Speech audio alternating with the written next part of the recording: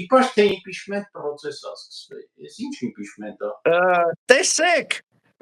ինչ անձնավորություն է առաջադրվել որպես վարչապետի տեխնացու։ Չէ, Մասիսի քաղաքապետ, որը հանցագործ է, որտեվ կա վիդեո պատկերները ոնց արձակվում մարդկանց վրա։ Այդ թվում Վարուժան Ավետիսյանի տղայի, Դավիթի եւ այլ երիտասարդ անչափահասների վրա։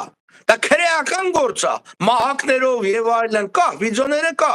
Այդ թվերին եւ բանը, եւ ել չեմ ասում, հիմա մենք գիտենք, որ հանրապետականները ընդհանրապես առանձնապես մարդ չունեն, բայց սա ինչ է անում։ Սա հենց նշանակում է, ես երեկ էլ գրեցի իմ Facebook էջում, որ ես Աշոտյանն էլ բան գրեց, գեցի կարող ես դիտավորյալ եք անում, որ Նիկոլի իշխանությունը էլի հավերժացնեք, չէ, պարզ է, որ այսինքն ուզում եք վարչապետի տեխնացու առաջադրեք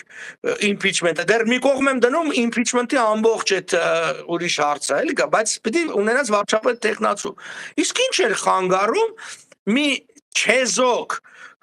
մաքուր անցյալ ունեցող, իհարկե քիչ կա, բայց այդ ձև գտել մի հասարակական գործիչ, անգամ մի արվեստի գործիչ, անցումային շրջան, ինչպես մենք ենք առաջարկել։ Ինչպես մենք ենք, չէ, ի վերջո մեր ծրագրային հիմնադրող Նիկոլի հրաժարական անցումային շրջան չեզոք ապա քաղաքական կառավարության միջոցով, որի խնդիրը պիտի լինի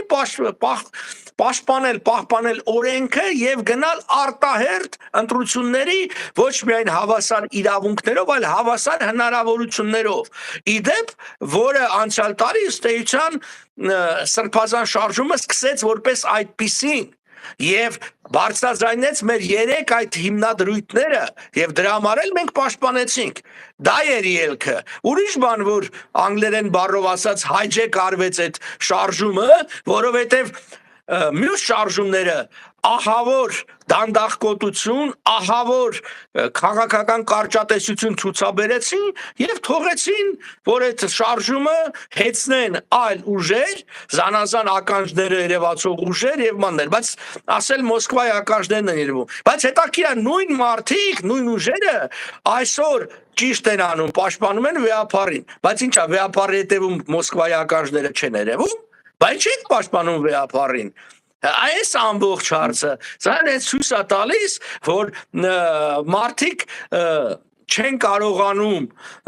ճիշտ կողմնորոշվել, բայց իրանց սխալը փորձում են որպես, չգիտեմ, ինչ որ վերջին ճշմարտություն ներկայացնել։